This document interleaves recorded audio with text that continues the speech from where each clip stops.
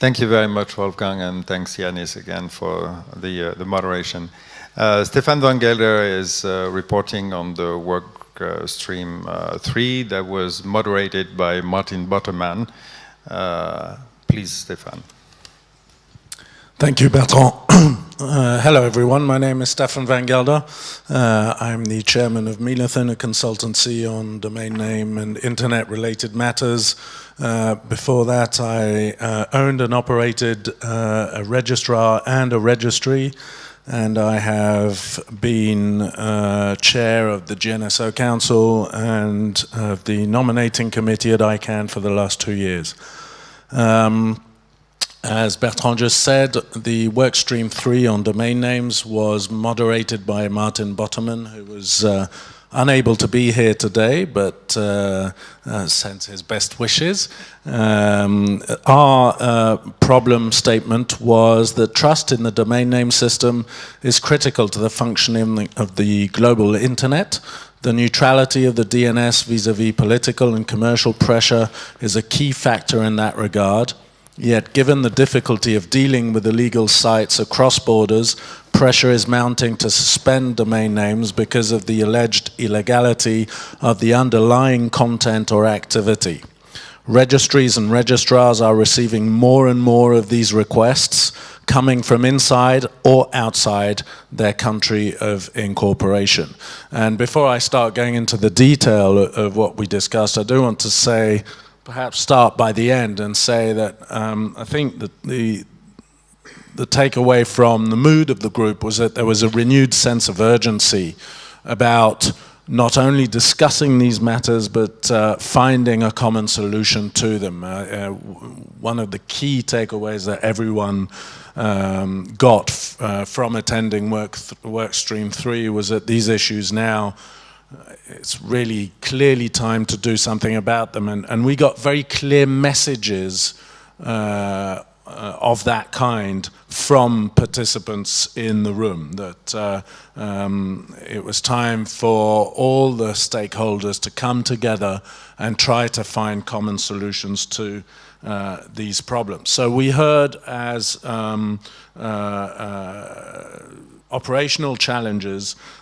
We heard from registry and registrar operators, we heard from governments, we heard from people that are representatives of registrants, i.e. the people that register domain names. And we learnt about the operational difficulties of dealing with these multiple requests that people get sent. So for example, we learned that some registries have set up systems to use trusted notifier networks, which they feel they can then talk to, or can talk to them to ask for domain name suspensions or remedial action for abuse that is considered to be carried out through domain names. We learned that the motivation for doing this often for registries and possibly for registrars as well is not only that it's the right thing to do, but also that it enhances the company's reputation. The people dealing with this, registries and registrars, obviously want to make sure that their networks, be it TLD or their own client networks, are seen to be a safe place, a place where abuse is not allowed to run amok. And a lot of the conversation, I'll go into more operational details in a minute, but a lot of conversation was around things that I've heard in other work streams, and specifically Workstream 2, around both vernacular and due process, i.e. being able to understand when you get someone sends you an abuse notification on a domain name, being able to understand the party sending the abuse should understand what they're asking for, and we were often told that that was not the case.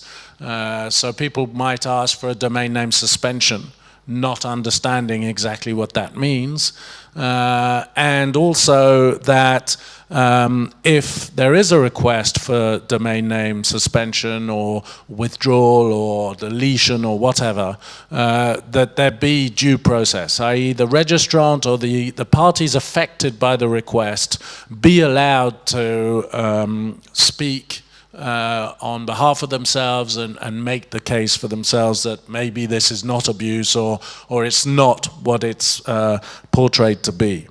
We heard from registry operators that most of them tend to react to court orders first, and in many cases only. The reason for that being that registries and registrars do not want to be seen as being judge, jury, and executioner in these cases. And they were very, very clear on this point that there are only very few specific cases of abuse that they feel comfortable with taking action on directly. Two such cases were mentioned. One was obvious phishing attacks, the other was child abuse. But even then, when we started talking about these things, variants came along of people saying, but it may be, I mean, one example that was given, which certainly spoke to me as being part of the problems that these companies face, is that child abuse sounds simple, but actually when you have child abuse reported to you as a registry or registrar, the people that you may see in the online content aren't holding up their passports, and they're not actually making it obvious whether they're minors or adults. So cases like that, which on the face of it seem simple, often are not.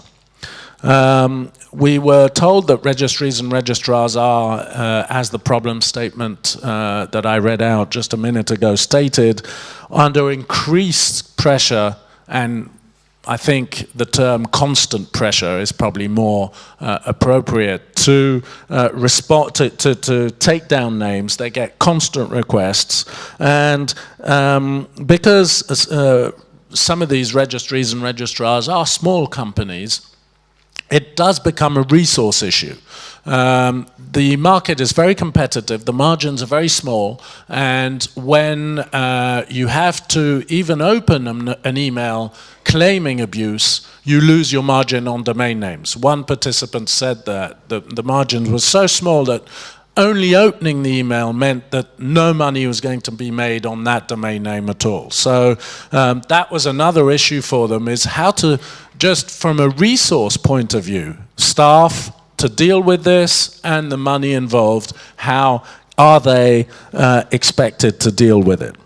One solution that was touted several times was ADR, alternative dispute resolution, and many people pushed for that to be a better solution or a more de facto solution to some of these problems.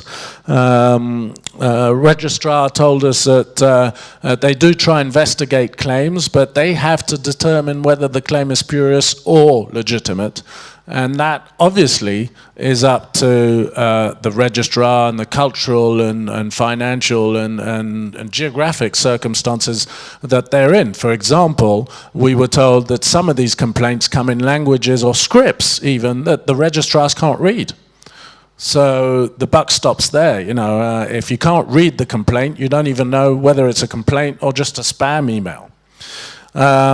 We were asked, or some asked, why is it that we should work so hard on domain name suspension in any event?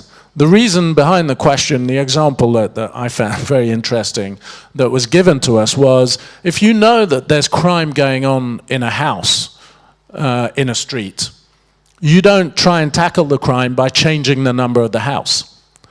And the phrase domain name hopping or jurisdiction hopping was mentioned as the fact that these crooks that are doing illegal activities through domain names will register many of them and will have no problem jumping from one jurisdiction to the next and going from the GTLDI, the generic .com type space, to the CCTLDI, the .fr type space.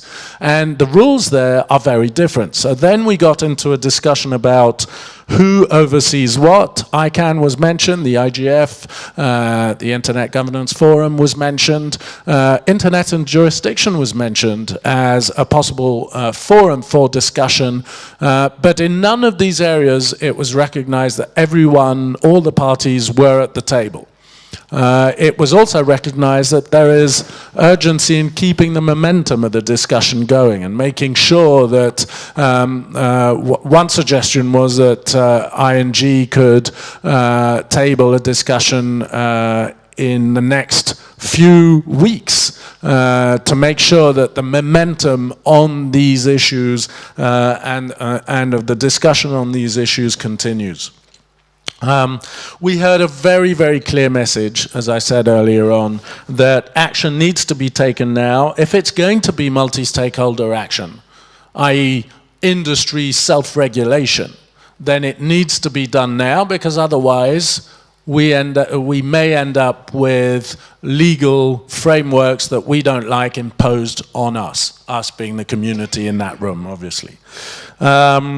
We had a bit of a discussion about whose responsibility it was to set up the ability to know, to have a trusted notifier, i.e. to know who is complaining and who are they. And another issue that Workstream 2 obviously had to deal with is, you get a request from people saying that are very legitimate and that say, please take this domain down. The pharmaceutical industry was mentioned in this slide because there's an urgent need for it being taken down because it's selling illegal medicine. And then if registries look at the request in dig a bit deeper, they realize that the medicine isn't necessarily illegal in their own country, but it may be illegal in the country of the requester, or the requester is claiming authority that they don't have. So once again, these are not simple problems. I think I've gone over the problem statement in enough detail. I think in the cooperation areas, very quickly, once again, people need to speak the same language. It's been said before. I think it needs to be said again. Registrars and registries, for example, talk in EPP, which is a protocol that they use, which is standardized in the G space to send domain name related commands. But so there are things like client hold, domain suspension, terms like that are used there that other people use without understanding, and that is a problem. We were told that trusted notifies two words. There's trust and notifier. And it may be that one entity does not have to do both. It may be that several entities could take on these tasks. It might work better if the trust element is brought by one entity and the notifying element brought by another. We were told that the problem of no standardization in the domain industry and crossover from the G to the CCTLD space, where they use different whois formats, they do different. The CCTLDs have no direct contracts with ICANN, etc., was a problem as well. So transparency becomes very important. Transparency of the people reporting the kinds of abuse requests that they get and what they do about them. And it was suggested that maybe the ICANN community could try and set up an informal discussion around these issues. We had half an hour of discussion around how it might be formalized, and then stopped there because it was obviously not going anywhere, but it was thought that once again an informal discussion, and perhaps supported by INJ, would be a useful thing to do. And just looking ahead, a few next steps with a very short calendar. 2017 was mentioned as a goal for looking ahead. it was said that there is an important distinction to be drawn between hard and soft law. And soft law is the kind of industry self-regulation that we might be looking at. Once again, a due process came into the discussion constantly, and the importance of both understanding what constitutes due process and how to make sure that there is due process.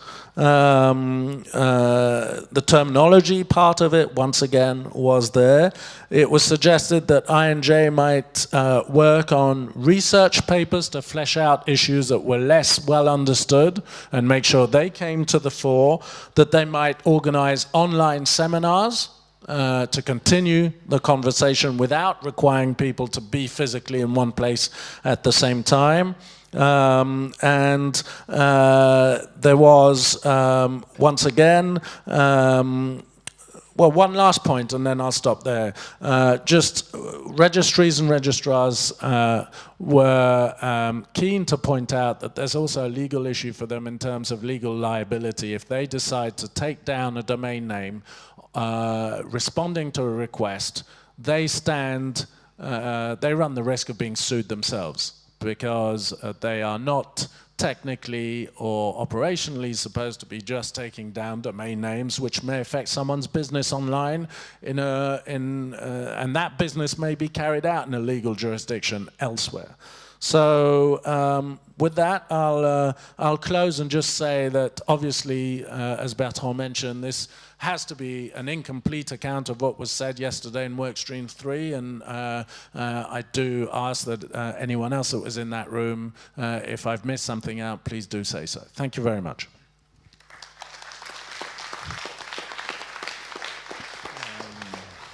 Thank you very much, Stéphane, and thank you, in his absence, to Martin for the moderation. Can I? The survey was mentioned. Can I ask that the results be briefly displayed? I want to make just a quick comment on that. Thank you for having taken the time to fill this survey yesterday. We have, and the team has diligently worked to extract a certain number of information. They have already been mentioned, but I want to do quick comments on the cross-cutting elements. There were three main messages. You've already heard them, but the first one is the importance of the vernacular, and it was mentioned the fact that people speak the same language. One, by the way, comment that was in one of the work streams was that the first thing is not to use the term vernacular because people don't understand what it means. So that's a perfect illustration of talking and knowing what we put behind words. So there were suggestions of using taxonomy, terminology, and that sort of thing. Fundamentally, the word is language. It's, are we sure that when people use a word, they understand the same thing behind the same word? And that was very present, as has been said, in both content and the domains, and particularly in domains, it's a major priority. Can we have the slide, if possible? Yeah, okay, will come. The second message that has been mentioned is about transparency, and here again, it was very strong in two work streams, in data and content, and in content, it was even a major priority. Without belaboring, what is interesting, and thanks to Wolfgang, so here are the results. Transparency has many different aspects, and it's great that you decomposed those aspects, just like in vernacular, for instance, in the domains. I understood that there were discussions about a certain number of terms that had to be discussed. The type of action, the type of abuse, the type of requester, and so on.